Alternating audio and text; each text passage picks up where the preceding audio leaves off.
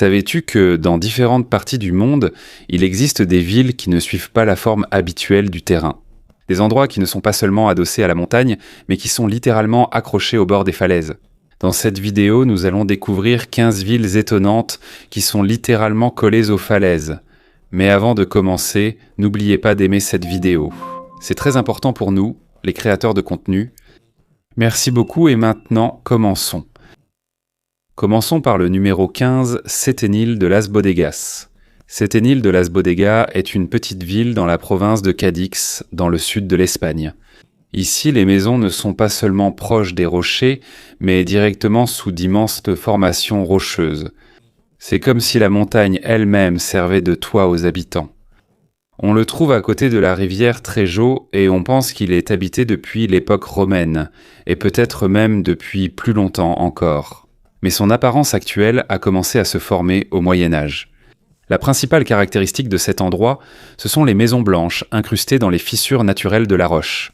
Dans certaines maisons, la roche elle-même sert de plafond et de mur arrière. Grâce à cela, il faut moins de matériaux pour la construction et les maisons sont naturellement protégées de la chaleur et du froid. On dit que Setenil vient du latin septem nihil, ce qui signifie... On pense que cela fait référence aux 7 tentatives des chrétiens pour conquérir l'endroit avant de finalement le prendre aux Maures en 1484. Quant à de Las Bodegas, cela a été ajouté plus tard parce que l'endroit est devenu célèbre pour la production de vin. L'une des parties les plus remarquables de la ville est la présence de 2 rues parallèles.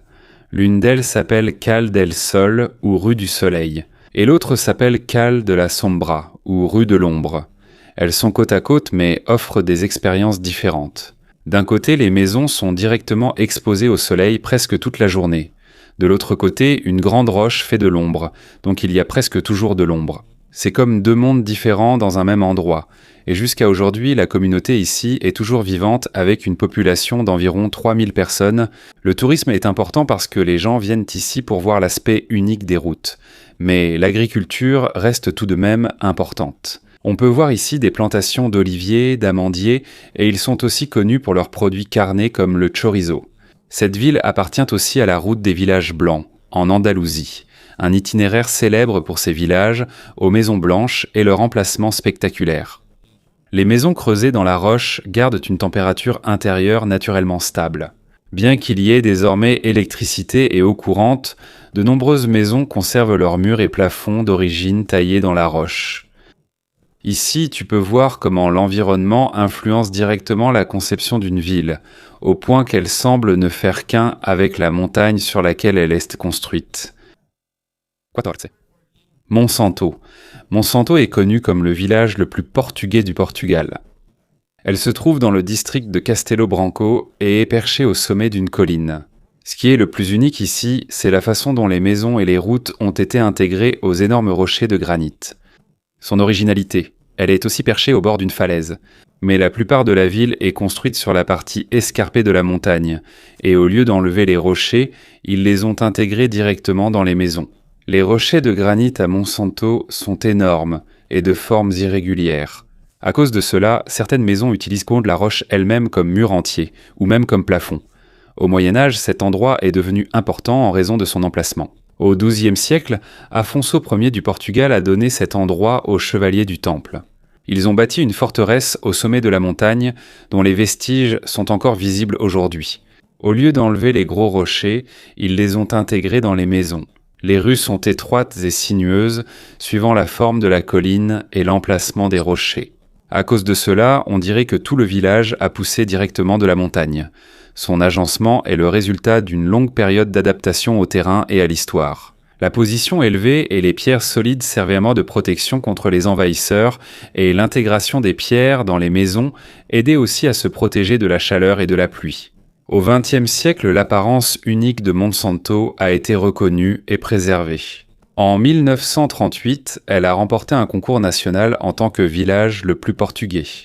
Depuis lors, elle est devenue la fierté du pays et a également attiré de plus en plus de touristes. Jusqu'à aujourd'hui, ceux qui veulent voir l'ancienne architecture viennent ici. Et a vécu au Portugal. Lorsque tu montes au sommet où se trouvent les ruines du fort, tu peux voir une vue panoramique des environs. C'est là que tu comprendras mieux à quel point l'endroit était isolé et protégé autrefois. Même s'il y a maintenant des routes modernes qui mènent ici, l'apparence de la ville est restée la même. Elle n'a pas beaucoup été développée, ce qui a permis de préserver son aspect original. Et jusqu'à aujourd'hui, on peut encore voir comment les gens vivaient en harmonie avec la nature. Numéro 13, Bonifacio. Bonifacio est une ville médiévale située à l'extrême sud de l'île de Corse, en France.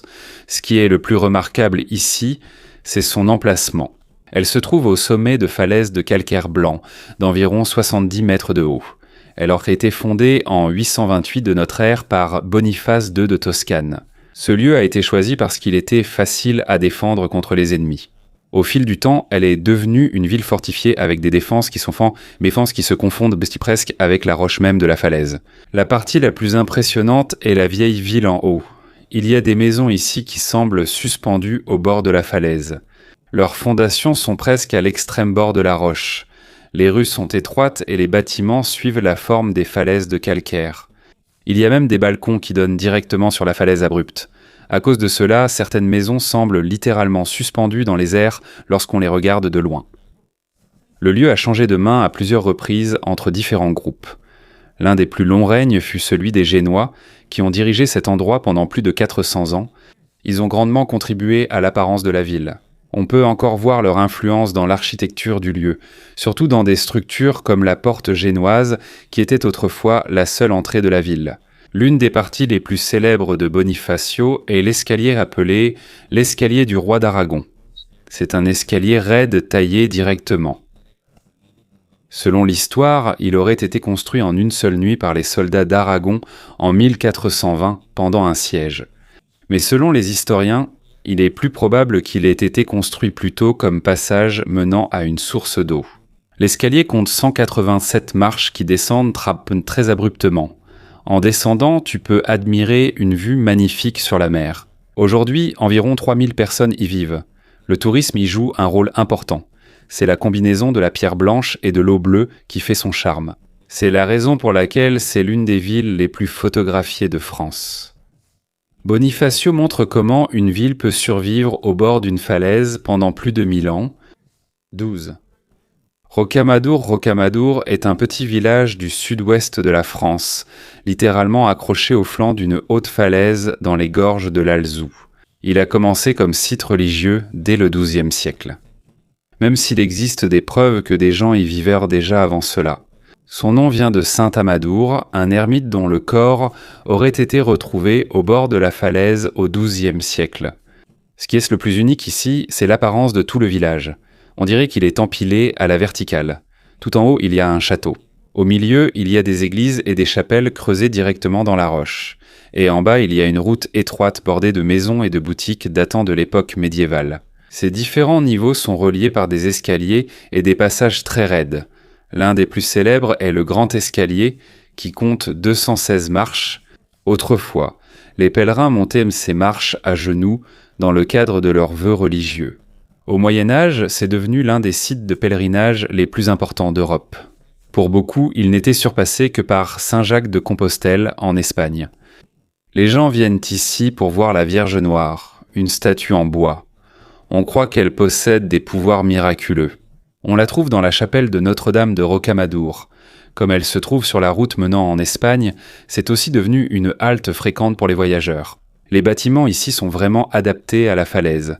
Certaines parties polies sont taillées directement dans le calcaire, donc la roche elle-même sert de mur. Aujourd'hui, la population ici est très petite, mais des centaines de milliers de personnes visitent Sainte chaque année. Les touristes viennent pour l'histoire, la religion et les magnifiques paysages en contrebas. Mais l'endroit présente aussi des défis. Situé au bord de la falaise, l'endroit subit en permanence l'érosion et les intempéries. C'est pourquoi les efforts modernes de préservation se concentrent sur le renforcement de la roche et des bâtiments sans en modifier l'apparence. Jusqu'à aujourd'hui, cet endroit reste un lieu rare où la religion, la nature et l'architecture se sont réunis dans un même cadre. Numéro 11, Castellfollit de la Roca. C'est une petite ville en Catalogne. Elle se dresse au bord même d'une étroite falaise de basalte formée par une ancienne activité volcanique. Castellfollit de la Roca se trouve dans la province de Gérone. Toute la ville s'étend sur près d'1 kilomètre au sommet d'une étroite crête. La falaise mesure environ 50 mètres, donnant l'impression que les maisons risquent de tomber à tout moment. La roche sur laquelle elle repose est du basalte formé il y a des milliers d'années. Elle provient de 2 coulées de lave successives qui se sont refroidies et solidifiées. La vieille partie de la ville est pleine de rues étroites et sinueuses. Les maisons sont faites de pierre et semblent pousser directement du bord de la falaise. La plupart sont aussi construites avec la même roche volcanique sombre, rendant presque impossible de distinguer le naturel de l'artificiel. L'un des bâtiments les plus remarquables ici est l'église de San Salvador Castelfoli de la Roca. Elle se trouve à l'extrémité de la falaise et offre une vue magnifique sur tout le paysage environnant. Elle a été construite au XIIIe siècle et a été modifiée plusieurs fois. C'est pourquoi on peut voir un mélange de style gothique et d'autres styles dans son apparence actuelle. Comme l'endroit est étroit et l'espace limité, les routes sont juste assez larges pour les piétons ou de petits véhicules. À certains endroits, il n'y a que quelques mètres entre les maisons et le bord même de la falaise. Actuellement, il y a environ 1 millier de résidents ici. La plupart travaillent dans l'agriculture, le tourisme ou dans les industries voisines. Les gens viennent ici pour voir l'emplacement unique, marcher sur l'ancienne route et admirer le contraste entre la roche sombre et le paysage verdoyant en contrebas. Des mesures ont également été prises pour renforcer certaines parties de la falaise afin d'assurer la sécurité des résidents. Mais cela reste l'un des exemples les plus insolites d'une communauté qui s'est adaptée à une falaise très étroite. Ici, on peut voir comment la géographie a façonné l'apparence entière de la ville. Numéro 10, Matera, dans le sud de l'Italie, dans la région de Basilicate, est connue pour ses anciennes maisons taillées dans la roche. On les appelle les sassi ou les pierres de Matera. C'est l'un des endroits les plus anciens au monde continuellement habité par l'homme, avec des preuves d'occupation remontant à des temps très anciens. C'est ainsi qu'une communauté dense s'est formée, taillée à l'intérieur et au sommet de la falaise. Les sassi sont divisés en 2 parties, Sasso Barisano et Sasso Caveoso. Les 2 possèdent un réseau de maisons interconnectées, d'escaliers et de passages étroits. Beaucoup de ces bâtiments sont une combinaison de grottes et de structures en pierre orientées vers le bas. Historiquement, Matera a traversé des périodes de prospérité et de difficulté. Au Moyen-Âge, la communauté ici est devenue prospère. Il y a des églises taillées dans la roche et décorées de fresques influencées par le style byzantin. Mais au XXe siècle, la surpopulation et le manque de pierres sont devenus un problème. À cause de cela, la pauvreté s'est répandue. Dans les années 1950, le gouvernement italien a relogé des milliers de résidents dans des habitations modernes. Et pendant de nombreuses années, l'endroit a été presque abandonné tandis que les structures se détérioraient peu à peu. À la fin du XXe siècle, la restauration de Matera a commencé. Peu à peu, les anciennes habitations troglodytes abandonnées ont été rénovées et transformées en logements modernes. En 1993, les sassi di Matera ont été reconnus. C'est un site du patrimoine mondial de l'UNESCO, aujourd'hui destination touristique et centre culturel. En 2019, elle a même été nommée capitale européenne de la culture. Cela l'a rendue encore plus célèbre dans le monde entier. Les visiteurs peuvent entrer dans les habitations troglodytes restaurées ou non restaurées. Le défi ici est de savoir comment ajouter des systèmes modernes comme l'eau et l'électricité sans nuire à l'apparence du lieu. Ainsi, les améliorations ont été cachées dans les anciens systèmes. On a également utilisé des matériaux traditionnels pour préserver l'apparence d'origine. La longue histoire de Matera, depuis de simples grottes jusqu'à une ville moderne, montre à quel point l'homme peut s'adapter à ce genre d'environnement. Numéro 19, Al-Hadjara. Al-Hadjara est un village de montagne au Yémen, dans les monts Aras, à l'ouest de la capitale Sanaa. Il est situé au bord d'une falaise escarpée. Il a été fondé au XIIe siècle et a commencé comme une cabane. C'était un lieu fortifié à l'époque médiévale. En raison de son emplacement élevé, à plus de 2200 mètres au-dessus du niveau de la mer, il offre une belle vue sur les vallées et les montagnes environnantes. En plus de cela, le climat y est aussi plus frais par rapport aux zones plus basses. Les maisons ici sont construites en pierre extraite directement des environs. Certaines atteignent jusqu'à 6 ou 7 étages avec des murs épais pour l'isolation. Autrefois, les étages inférieurs étaient utilisés pour le stockage et pour abriter les animaux. Les étages supérieurs hébergèrent les gens. Comme les maisons étaient peintes ou construites côte à côte au bord de la falaise, elles formaient un mur continu servant de défense. Cela faisait également partie du réseau de villages fortifiés de la région qui protégeait les routes commerciales et les zones agricoles. Les montagnes ici possèdent en fait des terrasses en pierre pour recueillir l'eau de pluie et prévenir l'érosion. L'agriculture fait partie de la vie ici depuis longtemps, même si le terrain est difficile. Aujourd'hui, il y a encore des gens qui vivent ici, mais la population a diminué à cause de la migration vers les villes. Autrefois, le tourisme se développait aussi, mais à cause de l'instabilité politique au Yémen, il est devenu difficile de se rendre dans la région. La raison pour laquelle l'apparence du village est toujours préservée, c'est l'utilisation de pierres solides dans la construction. Il y a quelques développements modernes comme l'électricité et les routes, mais son aspect général semble n'avoir presque pas changé depuis des centaines d'années. Al-Hajara montre comment une communauté vit au bord d'une falaise dans l'un des paysages les plus extrêmes de la péninsule arabique. Numéro 8, Positano. Positano est l'une des villes à flanc de falaise les plus célèbres au monde. Elle se trouve sur la côte amalfitaine en Italie. Les maisons ici s'étagent le long de la montagne escarpée. Elles ressemblent à des marches d'escalier. On peut voir les maisons aux couleurs pastel qui descendent jusqu'à la mer Méditerranée. L'origine de Positano remonte à l'époque romaine, où des familles riches ont construit des villas dans la région. Au fil du temps, c'est progressivement devenu une communauté dense, façonnée par le relief escarpé de l'endroit. En raison de son emplacement, la plupart des routes sont étroites et des escaliers relient les différents niveaux de la ville. Il n'y a presque pas de routes accessibles aux véhicules. Les maisons sont disposées en terrasse sur le flanc de la montagne et beaucoup possèdent un balcon ou un toit terrasse avec vue sur la mer. Ils utilisent la pierre locale pour que les bâtiments soient mieux ancrés à la falaise. Les peintures colorées quant des maisons, allant du jaune à la terre cuite, font partie du design traditionnel du sud de l'Italie. Au début, c'était un simple village de pêcheurs. Son économie repose sur la pêche et le commerce maritime. Les falaises abruptes servaient de protection naturelle, une protection contre les pirates, qui était une menace courante à l'époque médiévale. Au XVIe et XVIIe siècle, la ville s'est développée au sein du réseau maritime d'Amalfi. Mais à la fin du XIXe siècle, son économie a décliné et elle est devenue une communauté paisible. Au XXe siècle, Positano a retrouvé son dynamisme. C'est devenu un lieu prisé des artistes avant de devenir une destination touristique célèbre.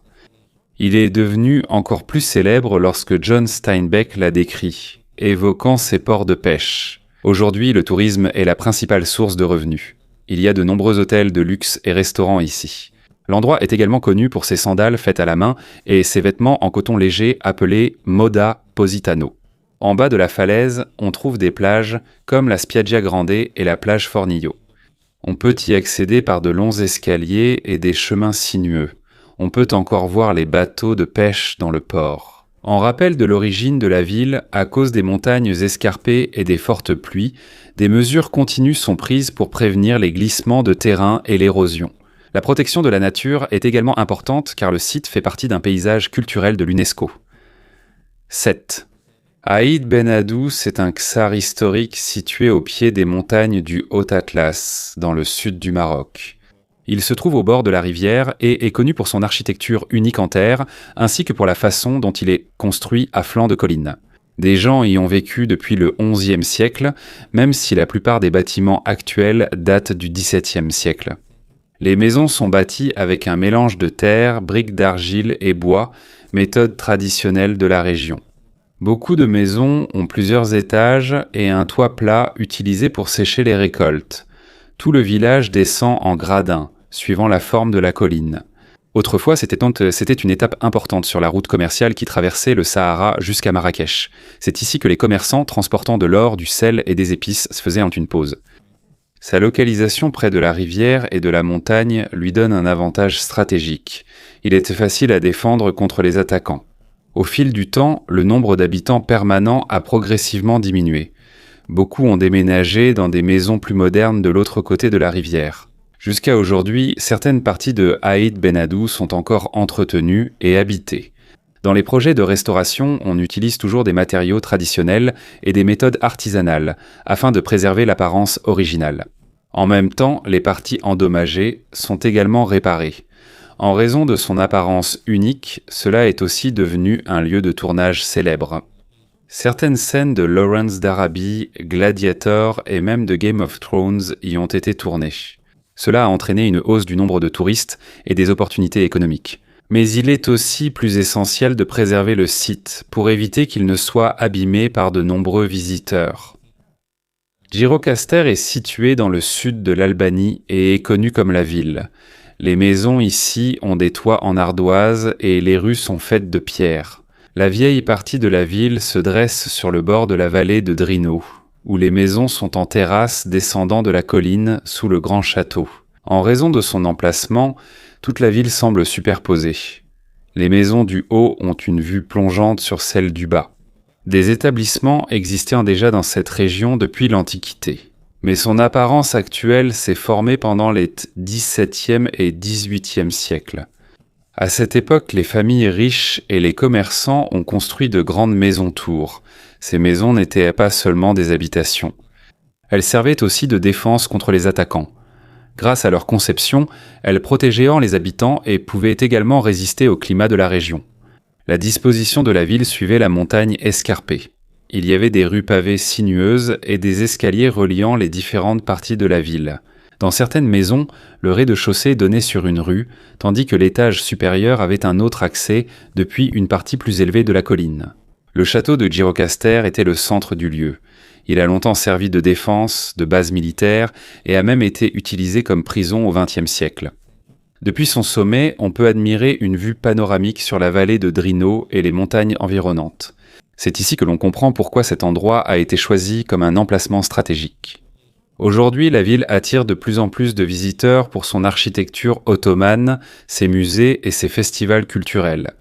En 2005, tout le centre a été reconnu comme site du patrimoine mondial de l'UNESCO en raison de son bon état de conservation. Mais comme il est situé au flanc de la montagne, un entretien continu est nécessaire, surtout face à la menace des tremblements de terre. On y combine la préservation du design traditionnel et l'installation d'infrastructures modernes pour les résidents. 5. Masuli. Masuli est un village historique du nord de l'Iran, dans la province de Gilan. Il se trouve dans les montagnes d'Alborz, à environ 1000 mètres au-dessus du niveau de la mer. Ce qui distingue cet endroit, c'est le design des maisons. Le toit d'une maison sert de passage ou de cour pour la maison située au-dessus. C'est comme si tout le village était empilé. Ce genre d'aménagement s'est développé au fil du temps pour s'adapter à la pente très raide du terrain. Ce village aurait été fondé il y a environ 1000 ans peut-être par des personnes venues d'un village plus ancien. Son emplacement offre une protection contre les ennemis et un climat plus frais pendant la saison chaude. À Masuli, la disposition compacte évite de nombreux escaliers ou passages. Tu peux marcher d'un niveau à l'autre simplement en utilisant les toits des maisons. Les matériaux utilisés ici proviennent aussi des environs, argile, bois et pierre. La couleur des maisons se mélange avec celle de la montagne. C'est pourquoi l'apparence du village est naturelle. Il y a souvent des fleurs aux fenêtres et sur les balcons qui ajoutent de la couleur à l'endroit. À cause de la forte pente du terrain, il n'y a pas de véhicules ici. Tous les déplacements, qu'il s'agisse de personnes ou d'objets, se font à pied ou à l'aide d'animaux. Au début, c'était un petit centre de commerce en montagne. Jusqu'à aujourd'hui, le marché reste le centre de la vie ici, où l'on trouve des boutiques et des maisons de thé.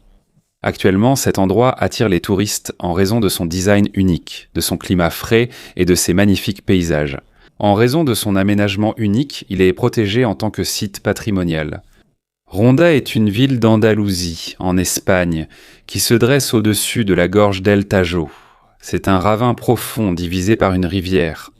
Le Puente Nuevo relie les deux parties de la ville au-dessus du ravin, qui a une profondeur d'environ 120 mètres. Depuis longtemps, son emplacement est important pour la défense, la disposition et le design de la ville. Les premiers établissements ici remontent à l'Antiquité, mais son apparence actuelle a été façonnée à l'époque romaine et maure. Ce sont les Maures qui ont fortifié la ville. Ils ont érigé des murs et des portes, faisant du lieu une place forte. Situé au sommet d'une falaise, il était difficile pour les ennemis d'y accéder. Les maisons blanches sont accrochées tac au bord de la falaise, avec des balcons donnant sur la rivière profonde en contrebas. Le Puente Nuevo, achevé en 1793, n'est pas seulement un pont. Il possède également des pièces qui ont servi de stockage, de prison et qui sont aujourd'hui un musée. Au XVIIIe siècle, Ronda est également devenue célèbre pour la corrida. Et c'est ici que l'on trouve l'une des plus anciennes arènes d'Espagne. De nombreuses personnalités célèbres comme Ernest Hemingway et Orson Welles ont été inspirées par cet endroit. Le tourisme reste aujourd'hui la principale raison pour laquelle on vient à Ronda, grâce à son histoire, ses paysages et son emplacement unique. Les efforts se poursuivent également pour renforcer les falaises et maintenir la sécurité des bâtiments. Barja est un immense monastère troglodyte en Géorgie, taillé directement dans le flanc de la montagne. Ce n'est pas comme les autres villes construites vers le haut. Celle-ci a été creusée à l'intérieur de la roche. Le site remonte au XIIe siècle, à l'époque de George III de Géorgie. Et elle a été encore agrandie sous le règne de la reine Tamar. À son extension maximale, elle s'étendait sur environ 500 mètres et comptait jusqu'à 19 niveaux de chambres. Il y a plus de 600 pièces ici. On y trouve des habitations, des églises, des entrepôts, des cuisines et bien plus encore. En son centre se trouve l'église de la Dormition Barja, ornée de fresques représentant des scènes religieuses. Ils avaient également à l'époque un système avancé de gestion de l'eau, le stockage des aliments et la production de vin. Mais en 1283, un violent tremblement de terre a frappé, détruisant une partie de la falaise et exposant l'intérieur du complexe. D'autres attaques ont suivi par la suite. Ce sont différents groupes qui ont provoqué la diminution de la population. Aujourd'hui, quelques moines vivent encore ici, tandis que d'autres parties sont ouvertes aux visiteurs. Civita di Bagnoregio est une petite ville du centre de l'Italie située au sommet d'un plateau de roches volcaniques. On l'appelle la ville qui meurt, parce que l'érosion ronge peu à peu la terre sur laquelle elle s'est construite. Elle est habitée depuis plus de 2000 ans. Depuis l'époque des Étrusques, il y avait de nombreux chemins menant ici. Mais à cause des glissements de terrain et de l'érosion, il ne reste plus qu'un seul chemin. Une longue passerelle relie la ville à l'extérieur. Au fil du temps, de nombreuses parties de la ville ont disparu. Et à cause de la difficulté d'accès, beaucoup de gens sont aussi partis. Mais grâce au tourisme, l'endroit a repris vie. Aujourd'hui, il y a des magasins, des cafés et des maisons d'hôtes installés dans les vieux bâtiments. Vu de loin, la ville semble flotter au-dessus de la vallée. Mais même si c'est célèbre aujourd'hui, l'érosion continue et la disparition du lieu reste une menace. Les météores en Grèce sont l'un des endroits les plus insolites au monde. Leur nom signifie « suspendu dans l'air », et c'est tout à fait approprié. Parce que les monastères ici sont construits au sommet de hauts rochers qui atteignent jusqu'à 400 mètres de hauteur. Ce n'est pas une ville typique, mais un groupe de monastères construits au sommet de piliers rocheux. Ces rochers se sont formés il y a des millions d'années à partir de sédiments qui sont devenus du grès. Au IXe siècle, des ermites ont été les premiers à s'installer ici pour mener une vie paisible. Au XIVe et XVe siècle, on a construit davantage de monastères pour des raisons de sécurité et de religion. À son apogée, il y avait 24 monastères sur différents rochers. Chacun avait son propre logement, son église, ses entrepôts et son système d'approvisionnement en eau. Ici, les moines menaient une vie paisible, faite de prières, de travail et de vie communautaire. Avec le temps, le nombre de monastères a diminué. Aujourd'hui, il n'en reste plus que 6 en activité. À l'époque moderne, des escaliers et des ponts ont été construits pour faciliter l'accès. Mais malgré cela, on ressent toujours que cet endroit reste séparé du monde. Quand tu es en haut, tu n'entends que le vent. Tu vois les oiseaux voler entre les rochers et tu ressens la tranquillité du lieu. On continue de prendre soin des pierres et des bâtiments pour qu'ils ne soient bien pas endommagés. Et le défi aujourd'hui, c'est de savoir comment maintenir l'équilibre. Préserver le lieu tout en continuant d'accueillir des visiteurs. Oh,